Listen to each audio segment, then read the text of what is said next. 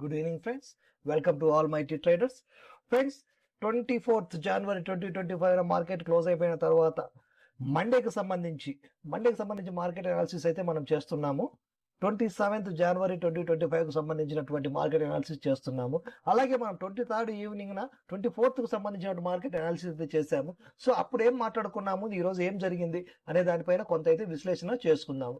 దాని గురించి డిస్కషన్ చేస్తున్నప్పుడు నిన్న 23rd వచ్చేసి మనం ఇక్కడ ఏం చేసాము అంటే అప్ సైడ్ సిగ్నల్ ఉందని చెప్పేసి మనం మాట్లాడుకున్నాం.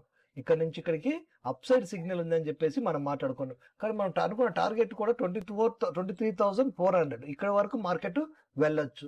ఇక్కడికి వెళ్ళిన తర్వాత కనుక సిగ్నల్ ఇస్తే కనుక అది డౌన్ సైడ్ రావచ్చు అనుకున్నాము. కానీ మార్కెట్ అయితే అంత దూరం వెళ్ళలేదు. మార్కెట్ అంత దూరం వెళ్ళకుండా ఇక్కడ నుంచే ఇది డౌన్ సైడ్ రావడం జరిగింది. సో ఇక్కడైతే ఒక సిగ్నల్ అయితే ఇవ్వడం జరిగింది. సో ఆ సిగ్నల్ ద్వారా మార్కెట్ అనేది డౌన్ సైడ్ రావడం జరిగింది. సో నిన్న మనం మాట్లాడుకున్న విధానం ఏమిటిది, మార్కెట్ ఫస్ట్ స్టార్టింగ్ అయితే అప్ సైడ్ వెళ్తుంది. సో ఇక్కడైతే ఒక చిన్న లాజిక్ జిమ్మిక్ చేసింది. అసలు జిమ్మిక్ అనేది కూడా పెద్దగా పని చేయలేదు. దాని తర్వాత టోటల్ గా అప్ సైడ్ కు మార్కెట్ అనేది వెళ్ళిపోయింది. సో అప్ సైడ్ మార్కెట్ వెళ్ళిపోయిన తర్వాత ఏం చేసింది, మళ్ళీ డౌన్ సైడ్ కు మార్కెట్ రావడం జరిగింది. సో మనకు ఒక సిగ్నల్, మనం గత 2-3 days కి మనం ఒక విషయాన్ని అయితే మాట్లాడుకుంటున్నాం. ఏంటంటే మార్కెట్ అయితే డౌన్ ట్రెండ్ లోనే ఉంది, ఇంకా అప్ ట్రెండ్ లేక అనేది వెళ్ళలేదు. 23,400 వరకు కూడా మార్కెట్ వెళ్ళే అవకాశం ఉంది. ఎందుకు అంటే కనుక ఇక్కడ మనకు సిగ్నల్ ఉంది. సో మిడ్ డే సిగ్నల్ ప్రకారంగా మనం చూసినట్లయితే కనుక మనకు అప్ సైడ్ వెళ్ళిన తర్వాత మార్కెట్ కంపల్సరీగా డౌన్ సైడ్ రావాలి. సో అదే విధంగా ఏం చేసింది, మార్కెట్ అనేది అప్ సైడ్ వెళ్ళింది, దాని తర్వాత డౌన్ సైడ్ అనేది వచ్చింది. సో 24th సంబంధించి 23rd మనం ఏదైతే అనాలిసిస్ చేసామో అంతకుముందు రోజుల్లో కూడా మనం కన్సిడర్ చేసుకోవాలి. ఎందుకు అంటే అంతకుముందు ఏం జరుగుతూ వచ్చింది అనేది కూడా చూసుకుంటారు. ఒక్క రోజులోనే మార్కెట్ మొత్తం కూడా రేపు ఇదే జరుగుతుంది ప్రత్యేకంగా అని చెప్పి చెప్పలేము. సో మనం గత 1 week గా మనం ఏమైతే మాట్లాడుకుంటున్నాము, మార్కెట్ ఎక్కడెక్కడ స్టెప్స్ ఉన్నాయి, ఎక్కడెక్కడ రెసిస్టెన్స్ ఉన్నాయి, ఎక్కడెక్కడ సపోర్ట్స్ ఉన్నాయి, సో ఎక్కడి వరకు వెళ్ళాలి మార్కెట్, ఈ రోజు సిగ్నల్ ఏమి ఇచ్చింది, 3 క్యాండిల్స్టిక్ ప్యాటర్న్ ఏం చెప్తుంది, అలాగే మిడ్ డే ప్యాటర్న్ ఏం చెప్తుంది.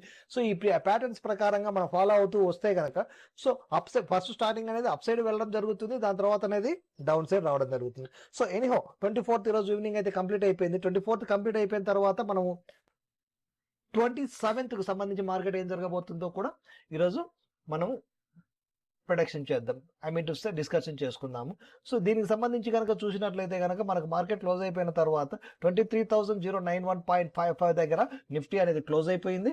సో ఆ క్లోజ్ అయిపోయిన మార్కెట్ నుంచి కనుక చూస్తే కనుక మనకు 3 క్యాండిల్స్టిక్ ప్యాటర్న్ ఎక్కడైనా ఏర్పడ్డదేమో చూద్దాము. సో నాకు తెలిసినంత వరకు అయితే 3 క్యాండిల్స్టిక్ ప్యాటర్న్ ఎక్కడా కూడా కనిపిస్తలేదు నాకు.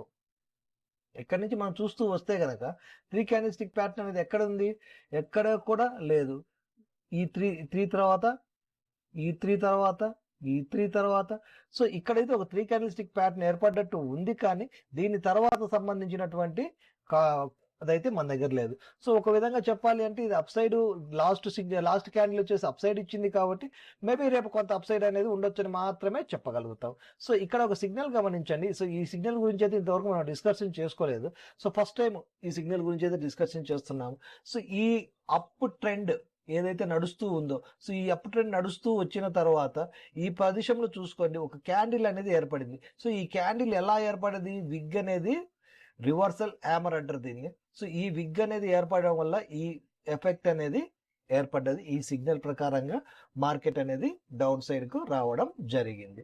సో ఇది ఫ్రెండ్స్ ఈరోజు జరిగినటువంటి మార్కెట్. సో రేపటి సంబంధించిన మార్కెట్లో అయితే మాత్రం 24th మనకు 3 క్యాండిల్స్టిక్ ప్యాటర్న్ అనేది ఎక్కడా లేదు. సో ఈ ప్రకారం చూసుకున్నట్లయితే కనుక అదే రివర్సల్ క్యాండిల్ ఇక్కడ కూడా ఏర్పడ్డది, కానీ అంత ఎఫెక్ట్ చూపిస్తుందా, సో ఈ ఎఫెక్ట్ కనుక చూపించినట్లయితే కనుక మార్కెట్ ఇక్కడ ఉన్నటువంటి సో ఈ 2 క్యాండిల్స్ ఏర్పడ్డాయి. ఈ సింగిల్ క్యాండిల్ కనుక ఏర్పడి ఉంటే కనుక ఇది మళ్ళీ అప్ సైడ్ ఎక్కువగా తీసుకునేది, కానీ అక్కడ మళ్ళీ ఇంకొక డౌన్ సైడ్ సిగ్నల్. సో ఇక్కడ వచ్చేసి ఈ సిగ్నల్ అనేది ఎక్కువగా అంతగా పనిచేయదు. ఓకేనా ఫ్రెండ్స్. సో నెక్స్ట్ వచ్చేసి మనకు 3 క్యాండిల్స్టిక్ లేదు. అలాగే మిడ్ డే క్యాండిల్ ఏం చెప్తుందో ఒకసారి చూద్దాం. సో మిడ్ డే క్యాండిల్ ఎక్కడ ఉంది, ఈ ప్రదేశంలో మిడ్ డే క్యాండిల్ ఉంది. మిడ్ డే క్యాండిల్కి సంబంధించినటువంటి మ్యాటర్ కనుక మనం చూసినట్లయితే ఇది మిడ్ డేకు సంబంధించినటువంటి విషయం. సో ఈ మిడ్ డే క్యాండిల్ సందర్భంగా ఏం చెప్పింది, ఇది డౌన్ సైడ్ ఇండికేషన్ చేసింది. కానీ డౌన్ సైడ్ ఇండికేషన్ చేసిన తర్వాత ఏం జరగాలి, మనకు అప్ సైడ్ ఒకసారి వెళ్ళి రావాలి మార్కెట్.